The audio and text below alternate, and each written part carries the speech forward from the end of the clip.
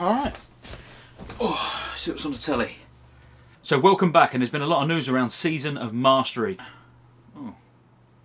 We've got the Mage XP nerf for boosting or for even just solo grinding. We've got some details on that. The big one is how Soul of Iron works, which is the official hardcore support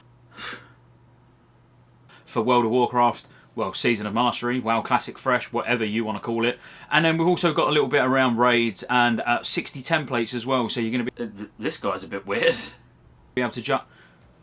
I can hear you know. What? What do you mean weird guy? Well, we'll see how clever you are, mate. Alright, mate, well, you might as well tell us all about it then. Seeing you're the news guy. Get rid of the stupid wig though, will you? Oh, good man. Alright, so let's really get into it now. What have we got? So in Ironforge and Undercity, you can now actually officially start a hardcore challenge, and I want to talk about that a little bit. So it's called Soul of Iron. So there's a high elf in Undercity, in the Apothecarium, or in Ironforge in the library, basically. And you can talk to him, and you get a buff called Soul of Iron, which basically tracks your deaths. There's no reward, there's no nothing, you know, it's literally, it's just you've got one life. It doesn't delete your character. Like if you're playing hardcore at the moment, obviously you know death equals delete. It's not like that. Instead, what actually happens is you get a debuff. This debuff, to be precise, which reduces all your stats by 1%. Now, you're not stuck with this. I'd sort of prefer you were, actually, but yeah, it's a brand which you can go back to the High Elf and you can have removed, and then you can just carry on leveling as normal, so you're not sort of restricted. You can carry on doing exactly whatever you want to do. Maybe you want to just try Soul of Iron, you only get to 30, and then you're like, well, actually, I like this character, I want to carry on, which is pretty cool. Obviously, it won't count, you know, when you get to level 60, because you can't reobtain the Soul of Iron. You know, once you're dead, and then you actually leave behind a Soul of Iron as well. Alright, do you know how long the souls persist in the world?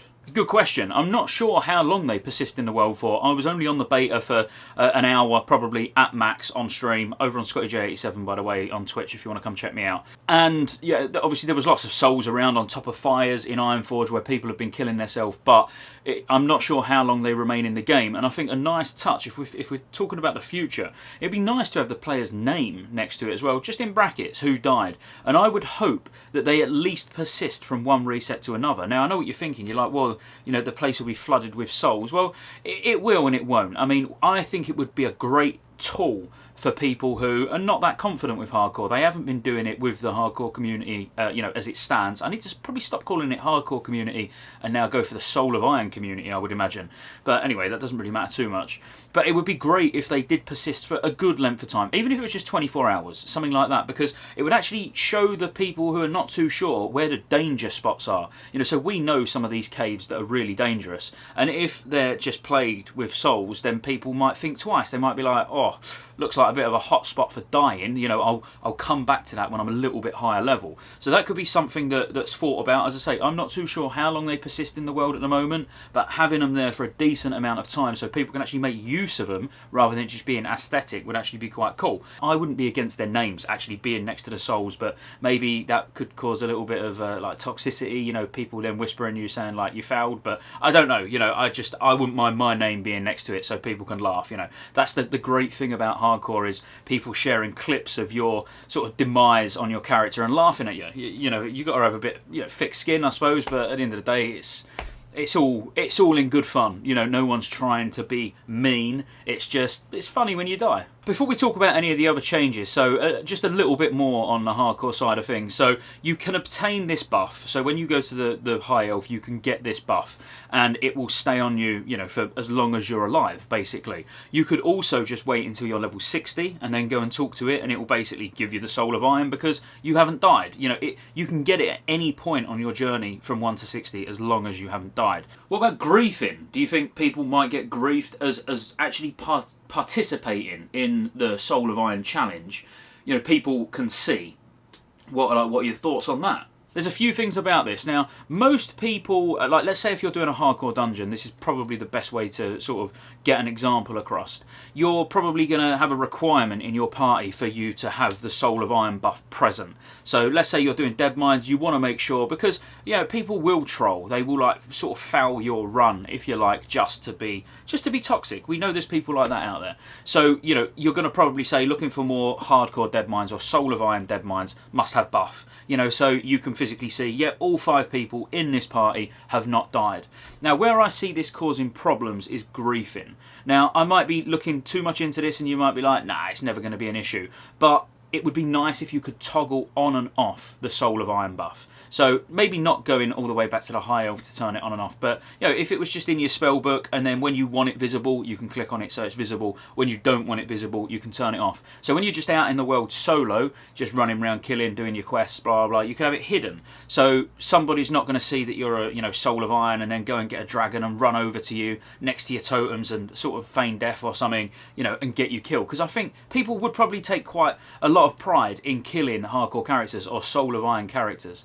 But when you're going to be doing a dungeon, odds are most dungeon groups are going to want to see that you've got the Soul of Iron buff. So I think being able to toggle it on and off would be really useful. Let me know what you think about that in the comments, because again, I'm just thinking about where this system could fall down or potentially be quite stressful. We already know that if you get a DC or if something happens, your computer crashes or whatever, and you're in combat, you're probably going to lose the Soul of Iron and have to start another character. There's not going to be a way around that, I wouldn't have thought. That's just going to be the way the cookie crumbles. It's just unfortunate. But I think griefing an open world, like people actively trying to get Soul of Iron players killed, could become an issue and people would find it fun. So being able to toggle it on and off, so only people who you need to know that you're doing Soul of Iron know. And like I say, that would really be like your dungeon groups. So we know that there was 4 titles. There was not titles, but 4 spell IDs that we spoke about in the last video, which I'll put a link up there. Feel free to go and check it out once you finish watching this, which was Soul of Iron, we know what that is. Survivor of the Flames, we know what that is. I would say we know what that is. From my limited testing, when you hit level 60 and you haven't died, you get a cool little flex command, emote sort of ability in your spellbook. We probably shouldn't be able to see that now, but if you clicked on the Soul of Iron buff on the beta, it unlocked the Survivor of the Flames, which it looks like that is the weird flex. That's how I'm sort of interpreting it anyway. But there's still 2 more which we don't know about, which is Never Known Defeat and 1,000 Blades. So we assume that these are obvious.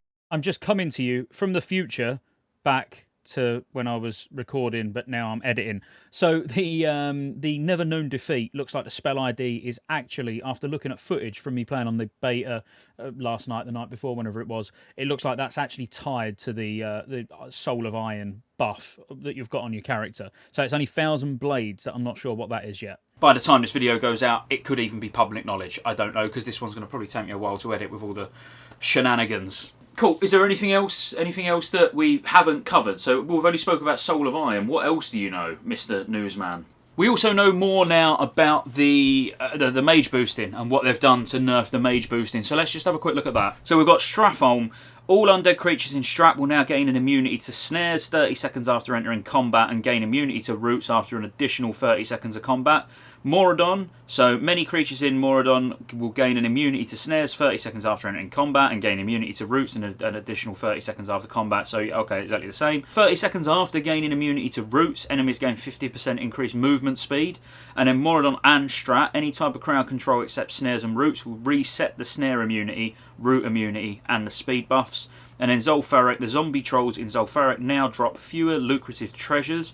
Most of the loot previously dropped from zombie trolls has been redistributed to other enemies in the dungeon. Let's look at Zul'Farrak the zombie specifically, as a farm. I mean, I don't really see anything wrong with mages in their solo farming gold, personally. Yous might have an issue with it, don't get me wrong, but for me personally, it's a way of making gold. It's legitimate. They're not doing anything they shouldn't be. I would say that these buffs should actually be present only if there's more than one person in the instance. So they still can farm gold, but they just can't boost people. As soon as there's 2 people in the instance, these buffs trigger. I know I'm nitpicking a little bit, and I do apologise, but I just feel like the mages are they're gonna get nerfed. They're getting nerfed in one way, shape, or form anyway, on the basis that they can't boost and make gold that way. I mean, being able to AoE, it's just a tool in their arsenal. I don't like the idea of taking their gold farms away from them as well, which, you know, I know many mages that used to farm Zul'Farrak, and it's harmless, isn't it? You know, there's people that go out and farm herbs, farm mines. Maybe these mages, you know, don't like doing that. They prefer just going and AoE and loads of mobs down, getting mage weave cloth, selling it on the auction house. You know, I don't know. Again, in the comments, let me know what you think about this. Before we get on to the juicy bit, like around the raids, I mean, LFG tool from TBC is going to be usable in Season of Mastery. I think this is a brilliant change, actually. The LFG tool, even though I don't think it's particularly used that much in even in TBC. Obviously, don't get me wrong, there are groups that are formed using it, but I think having this in Season of Mastery, so you can sort of list yourself for a Dead Mines group while you're running around questing or doing whatever, or you know, any instance, just using Dead Mines as an example, I quite like it. I think it's actually a good idea. I'm glad, obviously, it's not the random dungeon finder tool, although I've been playing a lot of RAF recently, and I love the random dungeon finder tool, actually. But LFG, I think the LFG tool is more than enough, and a great addition, in my opinion. So, Oni and Molten Core, we might as well talk about that next. So, several mechanics have apparently been sort of put back in that was taken out early on, and their health's been increased. The blue post was actually updated not long ago, last night, late early hours I believe, saying that template characters are going to be able to be created at some point today, level 60s, so we can start raiding Molten Core and Onyxia and see what sort of difficulty it is, you know, how good it is, how hard it is, whatever. So I'm definitely going to be doing that on stream later on, which will be a bit of fun. But harder bosses, ultimately, you know, higher health pools and no world buffs will mean we'll actually have to handle the mechanics. I don't see the bosses are not going to be any more difficult, I wouldn't say. You know, even with putting mechanics that were taken out early on, they're still not going to be ultra mega challenging, because you've got to remember it was still vanilla. You know, Blizzard was learning when they was making these, you know, these mechanics early on and these boss fights early on, and particularly when we think of Molten Core, you know, the first one they'd ever done. So we know they're not going to be hard in comparison to, dare I say it, retail mythic raiding or something like that, but they will be more challenging. And the fact that people are going to actually have to deal with the mechanics rather than just stacking warriors and rogues and just burning through things is going to be interesting. Now, I'm going to do a speculation video probably over the weekend, which I would recommend watching, and I'd love your input on it. Like, seriously, you big brain vanilla players who have played private servers, you know, for years and years and years and years before Classic even launched, it would be great to hear your thoughts on it, because I'm going to talk about sort of how I see the class balance sort of panning out over the phases, not just phase 1, but over the phases, and, you know, who are warriors still going to be king, you know, are rogues still going to be pumping, or is it going to be the rise of warlocks, mages, hunters, you know, and even feral druids, you know, I see some potential in feral druids, and I'll explain why in that video. But that's about all the changes I want to cover. The XP is still 40%, you know, that's not changed. The only thing they have added XP wise is you get a burst of experience from elite quests and dungeon quests, so you're going to get X amount of bonus XP from doing those types of quests, which I left it to the end because, yeah, it's just a bit more XP until we see if that 40% is going to stay as it is, which I suspect it's not. I still think it's going to go higher. Then I don't even want to worry about the leveling too much.